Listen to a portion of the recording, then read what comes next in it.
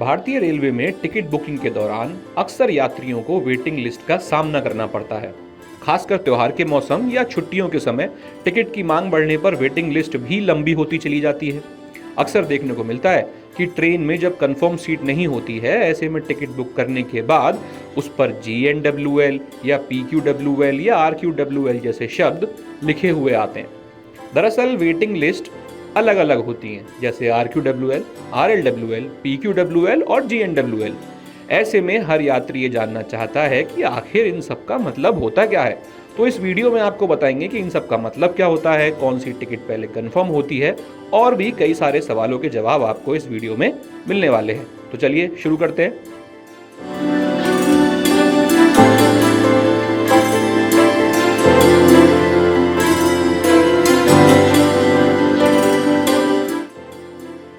सबसे पहले बात करते हैं जनरल वेटिंग लिस्ट की। जनरल वेटिंग लिस्ट सबसे आम और सबसे ज़्यादा प्राथमिकता वाली वेटिंग लिस्ट होती है। ये उन यात्रियों को दी जाती है जो ट्रेन की शुरुआत स्टेशन से या उसके नज़दीकी स्टेशन से करने वाले होते हैं और गंतव्य स्टेशन या उसके करीब तक जाते हैं। उदाहरण के लिए, अगर कोई यात्री दिल्ली से मुंबई की पूरी यात्रा के लिए टिकट बुक करता है तो उसे GNWL मिल सकती है। इस लिस्ट की टिकटों के कंफर्म होने की चांसेस सबसे ज़्यादा होते हैं क्योंकि इसमें सबसे ज़्यादा सीटें आवंटित होती हैं। अगर GNW 10 है तो इसका मतलब है कि 10 यात्रियों के टिकट रद्द होने पर आपका टिकट कंफर्म होगा। चलिए अब बात करते हैं रिमोट लोकेशन वेटिंग की। रिमोट लोकेशन वेटिंग लिस्ट उन यात्रियों के लिए होती है जो ट्रेन के रास्ते में किसी महत्वपूर्ण मध्यवर्ती स्टेशन से यात्रा शुरू करते हैं, यानी कि किसी बीच के स्टेशन से। उदाहरण के लिए, अगर कोई यात्री दिल्ली कोलकाता ट्रेन में लखनऊ से चढ़ता है तो उसे RLWL मिल सकती है। इस लिस्ट की टिकटें GNWL की तुलना में कम प्राथमिकता पर कंफर्म होती हैं क्योंकि बीच के स्टेशनों के लिए सीटों का कोटा भी तो सीमित होता है। RLWL की टिकट तभी कंफर्म होती है जब शुरुआती स्टेशन से गंतव्य तक की बुकिंग रद्द हो गई हो या यात्री उस स्टेशन पर उतर जाएं। अब बात करते हैं पूल्ड कोटा वेटिंग की। ये क्या होता है? पूल्ड कोटा वेटिंग लिस्ट उन यात्रियों के लिए होती है जो ट्रेन की शुरुआती और अंतिम स्टेशन के बीच छोटे छोटे बीच के स्टेशनों के लिए टिकट बुक कराते हैं। ये कोटा कई छोटे स्टेशनों के बीच साझा होता है।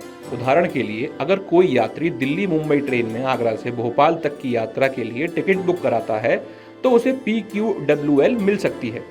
इस लिस्ट की टिकटों को कंफर्म होने की संभावना RLWL की सीटों से भी कम होती है क्योंकि पूल्ड कोटा में सीटें बहुत ज़्यादा सीमित होती हैं। चलिए अब बढ़ते हैं हम रिक्वेस्ट वोटिंग लिस्ट की तरफ। तो रिक्वेस्ट वोटिंग लिस्ट सबसे कम प्राथमिकता वाली लिस्ट है। ये तब दी जाती है जब टिकट किसी मध्यवर्ती स्टेशन से दूसरे मध्यवर्ती स्टेशन के लिए बुक किया जाता हो और वह जनरल रिमोट लोकेशन या पूल्ड कोटा में शामिल नहीं होता। RQWL की टिकट तभी कंफर्म होती है जब उसी रूट के लिए कोई कंफर्म टिकट रद्द हो जाए। इसकी कंफर्मेशन की संभावना सबसे कम होती है।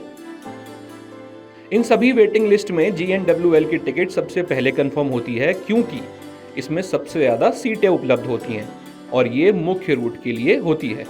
इसके बाद RLWL, फिर PQWL और सबसे आखिर में होती है RQWL।